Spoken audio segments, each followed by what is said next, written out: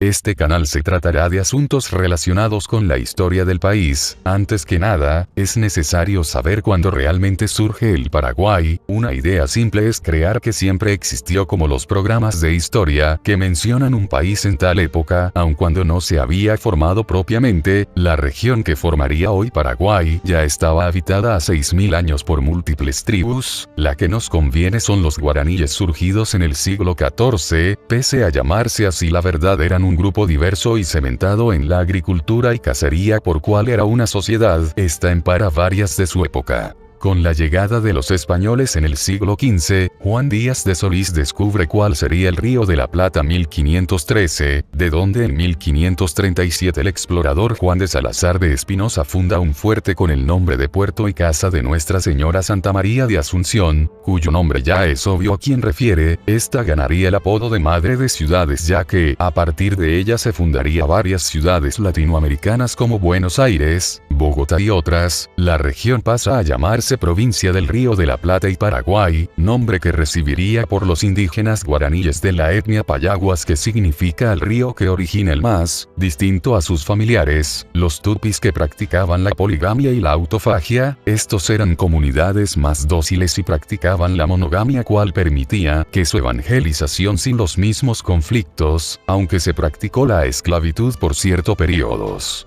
Durante el siglo XVI empezó la larga introducción de misioneros católicos, sobre todo los jesuitas, que lograron fundar varios asentamientos que posteriormente se convertirían en ciudades como Villarrica. El gobernador Hernán Arias logró convencer a la corona española en 1616 la parcial autonomía de la región, permitiendo la división de la provincia entre las gobernaciones de Buenos Aires y otras de Paraguay. En 18 ocurren los confrontamientos contra los bandeirantes, quienes serían los descendientes de los primeros mestizos de la colonia portuguesa, cuya tarea consistía en fundar ciudades y cazar a otras tribus, siendo infames por su violencia. En esta región lograron ser detenidos y fortaleciendo la imagen nacional y creando la mitología de los bomberos. Aún así, la corona española aceptó la división del territorio con los portugueses. Para los años 1712 y 1735 ocurre la llamada Revolución de los Comuneros, una revuelta de pequeños comerciantes que estaban en contra de los impuestos que debían pagarse por la exportación de la hierba y el tabaco, estando muy excluidos del Tratado de Libre Comercio que España tenía con Inglaterra, que tenían que pasar por el puerto de Buenos Aires de Santa Fe. Aunque este levantamiento fue derrotado, la corona decidió unificar toda la región en 1776. El virreinato del Río de la Plata, que iba desde Perú hasta Buenos Aires.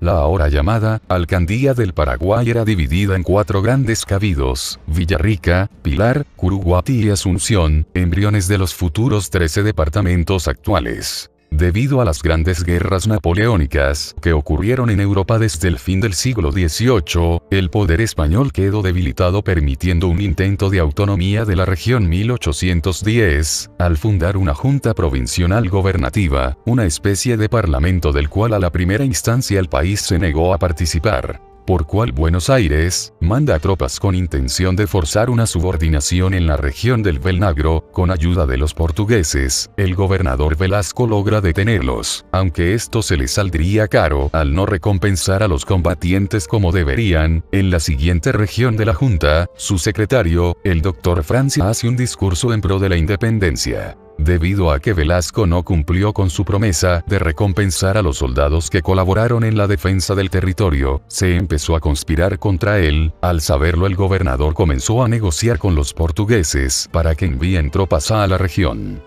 Por este movimiento, Dr. Francia rompe con su gobernador y con el general Fulgencio Yegros arman una revuelta junto con otros militares y dueños de propiedades. Para la noche del 14 de mayo de 1811, van hacia la residencia del gobernador, quien huye antes de sus llegadas, por cual Dr. Francia toma su puesto el día siguiente, 15 de mayo. Se convoca para el 20 de julio de ese mismo año, una junta provisional, para establecer una declaración de autonomía y sus deseos de mantener amistad con Buenos Aires. Para el 12 de octubre se establece un tratado de comercio entre ambas provincias, importante porque significaba el reconocimiento tácito de la independencia. Habría otros 2 congresos hasta 1814, donde se certifica a Dr. Francia como dictador perpetuo hasta 1840. Debido a su posición, los primeros historiadores de los eventos llamaron a esta independencia como cambio de secretarios. Una vez en el poder, Francia gobernaría hasta 1842 en un régimen autocrático. Como verán, a diferencia de la idea romántica de patriotismo, el Paraguay fue independizado más por factores de autonomía económica que un sentimiento de nación, que solo se fortalecería durante el gobierno de Francia y por la situación de la época. Hasta podría decirse que la región se independizó más de Buenos Aires que la propia España. Detalles curiosos. Aunque se celebra en esta fecha, la proclamación formal de independencia solo vendría 1842 y asimismo, España solo reconocería la independencia del país en 1888. Debido a la forma improvisada que fue los actos del mes de mayo, muchas fronteras quedaron poco establecidas por cuál sería la raíz de las siguientes guerras en el futuro. Julio de 1810. Esta asamblea no perderá su tiempo debatiendo si el cobarde padre o el apocado hijo es el rey de España. Ninguno de ellos es ya rey del Paraguay. La única cuestión que debe debatirse en esta asamblea y decidirse por mayoría de votos es cómo debemos defender y mantener nuestra independencia contra España, contra Lima, contra Buenos Aires y contra el Brasil.